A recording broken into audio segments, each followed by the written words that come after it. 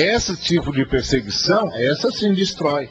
E aí, dentro da pergunta que o Carlos fez, qual é a questão que me assusta no que está acontecendo, por exemplo, no Brasil? É os camaradas que estão sendo perseguidos por causa das suas injustiças, tais como, olha, eu tenho aqui o cheque, que é um direito do trabalhador, é um direito do pobre, é uma ação do Estado satisfazendo a sua obrigação de sustentar o direito do seu cidadão, mas é o seguinte, eu vou usar isso aqui. Se você não vier no culto, se você não vier me ouvir, se você não sentar nos bancos da minha igreja, você não recebe esse cheque, porque eu é que tenho o cheque na mão. Se você quiser pegar o cheque, você vem aqui para ser evangelizado. O que é isso? Que nome que você dá a isso? Percebe? Isso é abuso de poder. Isso é perversão do direito. É diabólico. Aí o organismo social se levanta contra isso e você diz, e aí o que acontece com esse povo? Eles começam, vendo, estão nos perseguindo, como Jesus Cristo disse que nós seríamos perseguidos por causa dele. Mentira, ninguém está perseguindo ninguém por causa de Jesus aí não. No caso da Jocum, estão sendo perseguidos por causa de Jesus. Nesses outros casos, não é por causa de Jesus que eles estão sendo perseguidos. Pelo contrário, estão sendo perseguidos porque desonraram Jesus. Então, a perseguição é perseguição.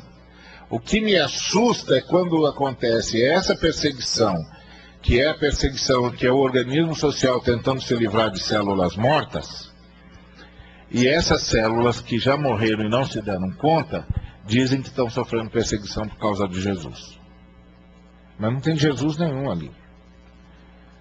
Jesus nunca abusou de ninguém.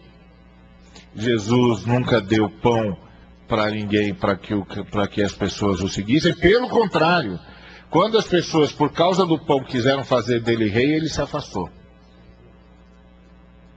Ele disse, não, as estações estão aqui confusas aqui. Eu não dei pão para ser rei. E eu não quero ninguém me seguindo porque eu posso multiplicar pão. As estações estão confusas. Naquela hora eu multipliquei o pão porque você estava com fome. Passou a sua fome? Pronto, acabou. Tchau.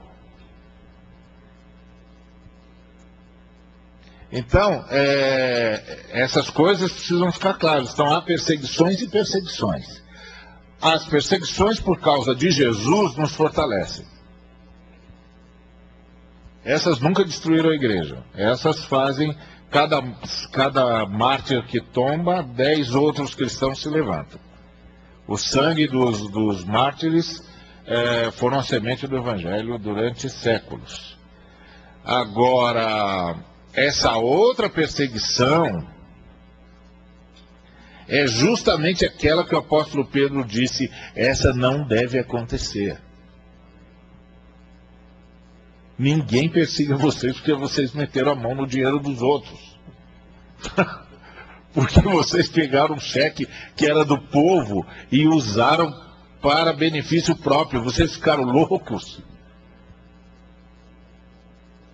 O que deu em vocês? Constrangendo as pessoas, usurpando o direito das pessoas. O que é isso? Em nome de Cristo, o que vocês estão fazendo com Jesus Cristo? Então, agora, o que acontece conosco hoje é que nós, como diz o Carlinhos, criamos um sindicato. Então a gente fica se protegendo corporativamente, ninguém fala a verdade.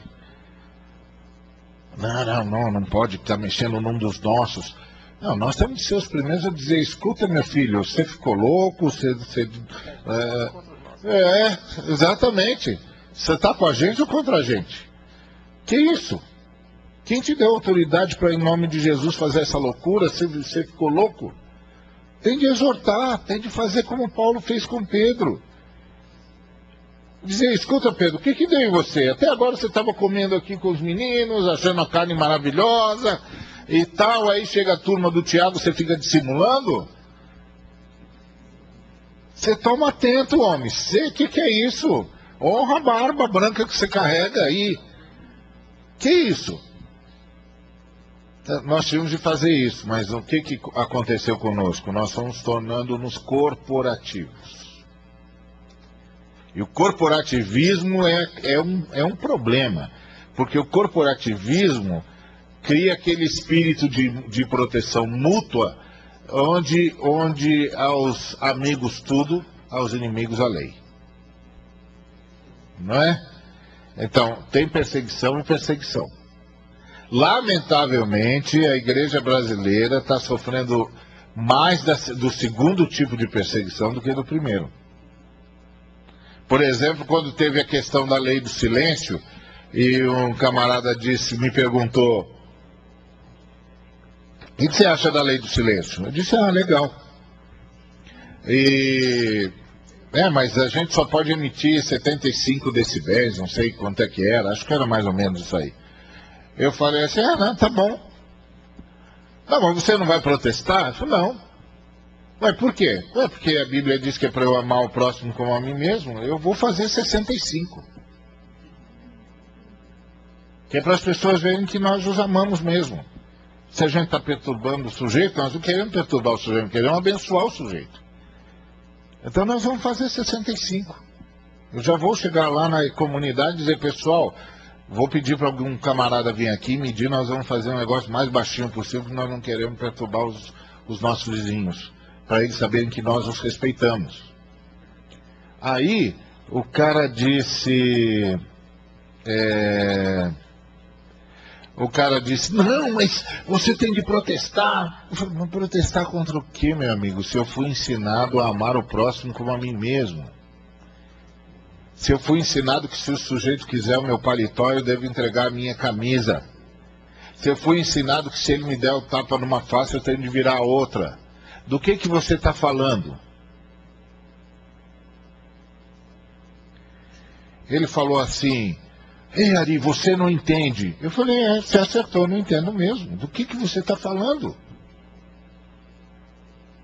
Você está dizendo que eu tenho de protestar e dizer para o sujeito o seguinte, eu falo na altura que eu quiser, eu boto o alto-falante na sua cara se eu quiser, e você vai ter de me ouvir, você vai ter de me engolir, se você gostar muito bem, se você não gostar, azar seu, eu não quero nem saber o que você pensa, eu vou gritar porque eu estou gritando em nome de Jesus, e aí você que se cuide, se isso atrapalhar a sua vida, azar seu. Eu não quero nem saber o que você está sentindo, nem o que você está pensando. E aí depois que eu disser isso, eu digo para ele, olha, tenho só uma coisa para lhe dizer, Jesus te ama. Falei, companheiro, fala sério. Fala sério. Do que você está falando?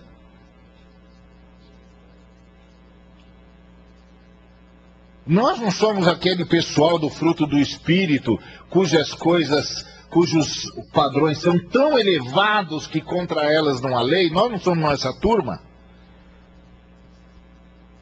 Eu não preciso de lei para o cara me dizer que eu tenho de amar o próximo. Eu fui ensinado a isso.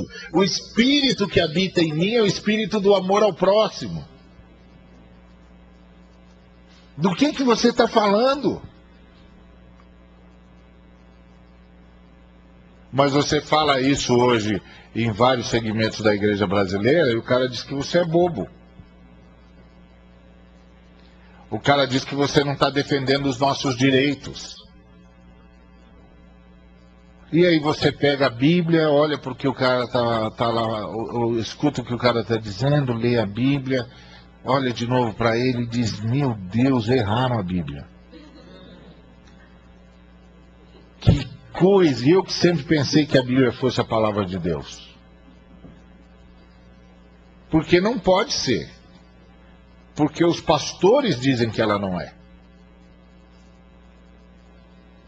E quando é que os pastores dizem que ela não é? Quando fazem esses absurdos. Que confrontam diretamente as escrituras que eles abrem todo domingo no púlpito. E depois esse cara quer provar para a sociedade brasileira que é o emissário de Deus. Uma vez eu fui entrevistado por um repórter e ele disse assim: pastor, o senhor vai me desculpar,